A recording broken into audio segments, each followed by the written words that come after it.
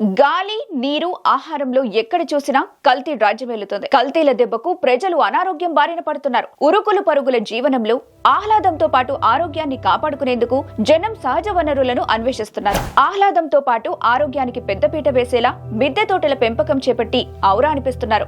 ఇంటిపై ఉన్న కొద్దిపాటి స్థలంలోని సేంద్రియ పద్ధతిలో కూరగాయలు పండిస్తూ ఔషధ గుణాలున్న మొక్కల్ని పెంచుతూ ఆరోగ్య నిలయాలుగా మార్చేస్తున్నారు. తిరుపతిలో మిద్దె తోటల కల్చర్ పై మెగా9 స్పెషల్ స్టోరీ.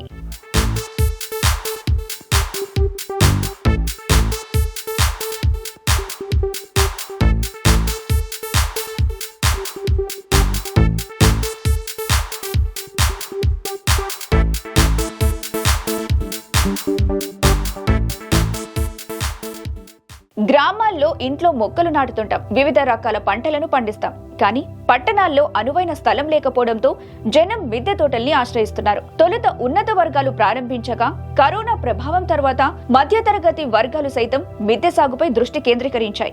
ఈ క్రమంలోనే తిరుపతి నగరంలోని బండ్ల వీధి, కొర్లగుంట, సత్యనారాయణపురం తదితర కాలనీల్లోని పలు ఇళ్లల్లో మిద్దె తోటల సాగు పెరిగింది. మార్కెట్లో కూరగాయలు, పండ్ల ధరలు భగ్గుమంటున్నాయి. తప్పనిసరి పరిస్థితుల్లో ఆ ధరలు వెచ్చించిన ఆరోగ్యకరమైన ఆహారం తినలేకపోతున్నాం. ఈ కారణంగా కొంతమంది ఇంటి వద్దే కూరగాయలు, పండ్ల మొక్కలు పెంచడంపై దృష్టి పెడుతున్నారు. దీంతో మిద్దె తోటల పెంపకంపై ప్రజలు ఆసక్తి చూపిస్తున్నారు.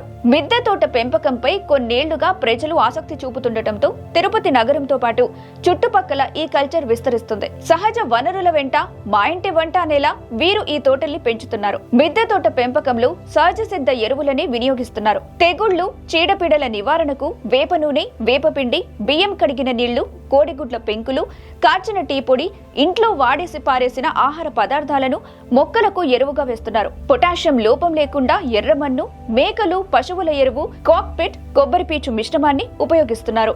మన ఆరోగ్యం మన చేతుల్లోనే ఉంటుందని మిద్దె తోటలను ఒక వ్యాపకంగా మార్చుకోవడం ద్వారా సొంత అవసరాలను తీర్చుకోవచ్చని పలువురు అభిప్రాయపడుతున్నారు. ఈ విధానం ఆర్థికంగా కూడా కొంత ఉపయోగకరంగా ఉంటుందని చెబుతున్నారు. ప్రస్తుతం ఈ విధానం పట్ల ప్రజలు ఆసక్తిని పెంపొందించుకోవడం భావితరాలకు కూడా మేలు చేయనుంది.